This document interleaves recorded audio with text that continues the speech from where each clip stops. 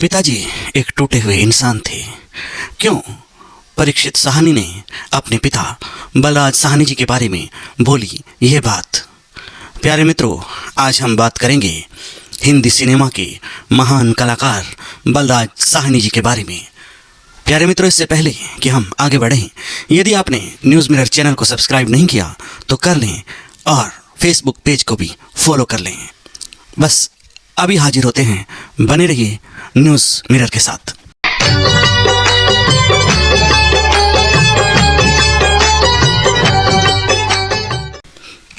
दोस्तों, MS सत्यू की film गर्म हवा 1973 में आई थी। उससे भी ज़्यादा इस फिल्म में मौला सलीम चिश्ती की तीखी कव्वाली दिवंगत बलराज साहनी के जीवन में बहुत ही ज़्यादा मायने रखती थी। विभाजन के बाद के भारत में अलग थलग पड़े मुसलमान सलीम मिर्जा की भूमिका निभाते हुए फिल्म ने अभिनेता को एक ऐसा एहसास कराया जो आज़ादी के बाद पाकिस्तान से बाहर आकर भारत में शरणार्थी बन गया था। फिल्म में एक पिता के दुख को भी दर्शाया गया है जब उसकी बेटी आत्महत्या कर लेती है, जिसे वह प्यार करने वाला व्यक्ति छोड़ देता है। यह बलराज साहनी के जीवन में एक समान आघात को दर्शाता है जब उनकी छोटी बेटी शबनम एक विनाशकारी विवाह के बाद ब्रेन हेमरेज से मर गई थी। वक्त से दिन और रात दोस्तों, बलराज साहनी जी के अभिनय से भला कौन वाकिफ नहीं है। उन्होंने अपने अभिनय को बहुत ही बेहतरीन तरीके से किया। दोस्तों, गर्म हवा फिल्म की डबिंग करने के एक दिन बाद और अपनी बेटी के निधन के एक साल बाद बलराज साहनी जी चल बसे। परीक्षित साहनी द्वारा लिखी गई किताब the non conformist memories of my father Balraj Sahni ऐसी कई बातें बताते हैं। वे कहते हैं कि इतनी सारी यादों को फिर से जीना एक तरह का कैथारसिस है, एक तरह का रेचन है। धरती कहे पुकार के, बीज बिछा ले प्यार के मौसम। मैं अपने आप से घबरा गया हूँ। अपने पिताजी को याद करते हुए वे बताते हैं कि पिताजी आज़ादी से पहले अपने परिवार के साथ रावलपिंडी में रहते थे। उन्होंने 1936 में मेरी माँ दमयंती साहनी से विवाह किया, जो एक अभिनेत्री थी।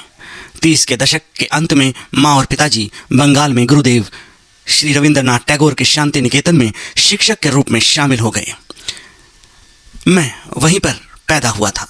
4 साल बाद मेरी बहन शबनम का जन्म हुआ। टैगोर ने पिताजी को अपनी मातृभाषा पंजाबी में लिखने की सलाह दी थी। जमीन चले जाने पर ही तो किसान का सत्यानाश हो जाता है हजूर, और फिर उस जमीन पर तो हमारा 7 पीढ़ी पुराना मकान है। पिताजी ने गुरमुखी लिपि सीखी, अपने लिए गुरमुखी टाइपराइटर खरीदा और फिर उन्होंने लिखना शुरू किया। मेरे माता पिता लंदन चले गए, जहां पिताजी BBC की हिंदी सेवा में शामिल हो गए। उन्हें रूसी सिनेमा से प्यार हो गया, जिसने उन्हें मार्क्सवाद से परिचित करवाया और 1943 में बलराज साहनी जी फिर वापस भारत लौट आए। पारो, जिस दिए में तेल न हो उसको जलने का क्या अधिकार। तुझे सूरज कहूँ या चंदा, तुझे दीप कहूँ। उन्होंने इंडियन पीपल्स थिएटर इप्टा से अपने अभिनय करियर की शुरुआत की। परीक्षित साहनी जी बताते हैं कि मेरी माँ एक अभिनेता के रूप में पिताजी से बहुत पहले ही प्रसिद्ध हो चुकी थी। पिताजी को शुरू में यह बात पसंद नहीं आई, जिसका जिक्र उन्होंने अपनी आत्मकथा में किया है। पिताजी ने 1946 में इंसाफ, धरती के लाल और दूर चले से अपने फिल्मी करियर की शुरुआत की, जिसमें आखिरी फिल्म माँ के साथ थी। 1947 के बंटवारे के बाद वे मुझे रावलपिंडी से मेरे दादा दादी के पास छोड़कर दिल्ली आ गए। उनके लिए ये वक्त बहुत ही मुश्किल था। ये कितनी अजीब बात है आशा, किसी को मोहब्बत जेल से घर बुला लेती है और किसी को मोहब्बत घर से जेल में पहुंचा देती। मुझे जिंदगी दीवाना कर दे। कम्युनिस्ट पार्टी के सदस्य होने के नाते मेरी माँ सामाजिक कार्यों में लगी रहती थी। वह झुग्गी झोपड़ियों में रहने वालों के साथ काम करती थी और उनके साथ खाना भी खाती थी। नतीजन उन्हें पेचिश हो गई। दवा का उनके दिल पर बुरा असर हुआ। 1947 में जब उनकी मृत्यु हुई तो वह सिर्फ 26 साल की थी। दुनिया में जंग की आग लगाने वालों का यही अंजाम होता है।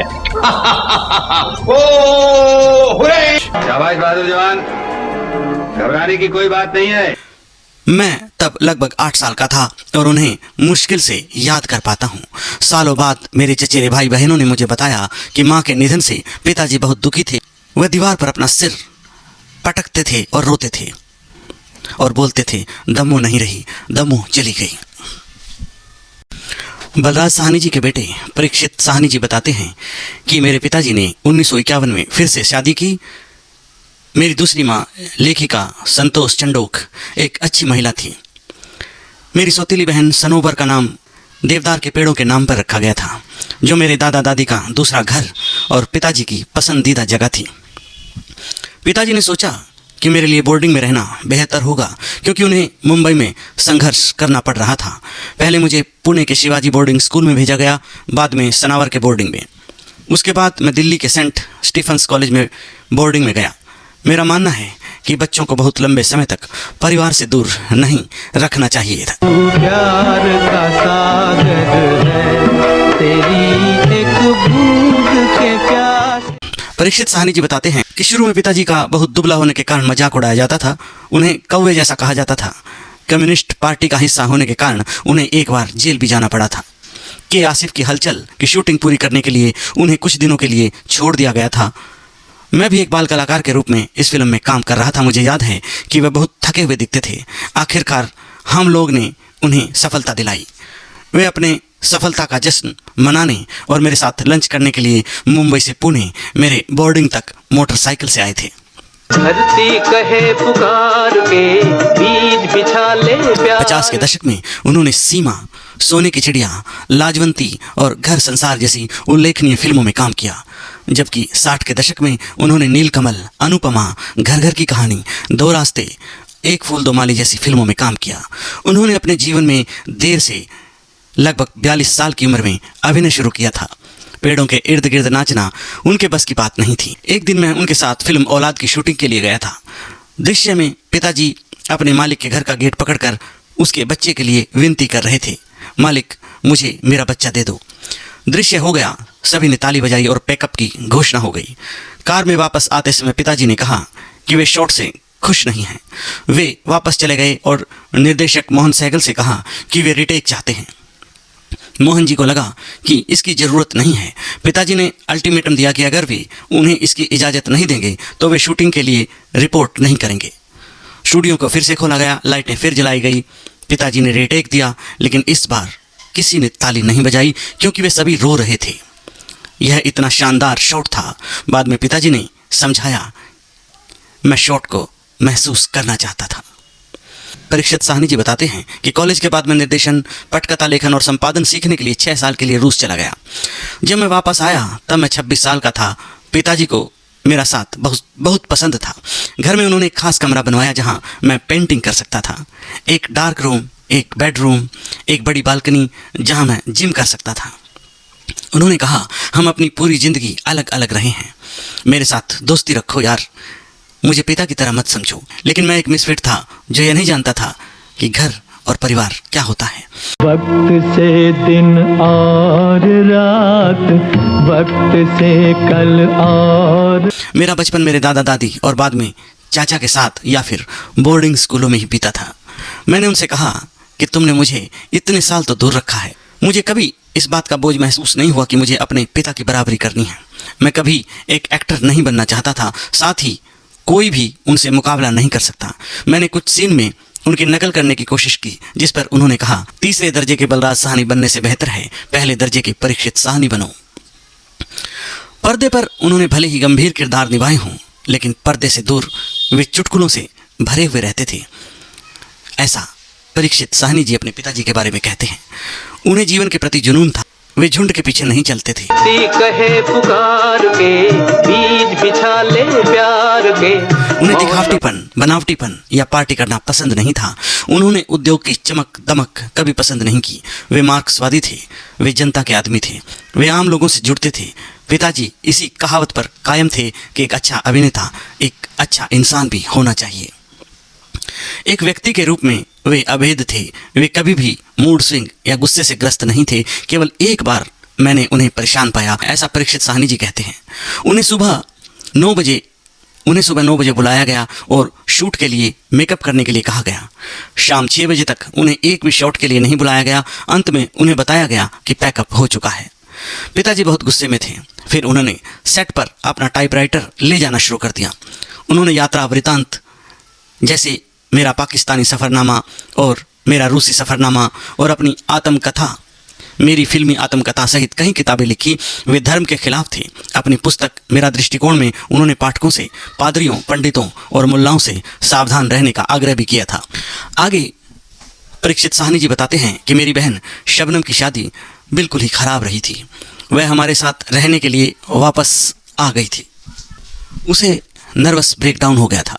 फिर एक दिन उसे ब्रेन हैमरेज हुआ और उसकी मौत हो गई। वह लगभग 26-27 साल की थी।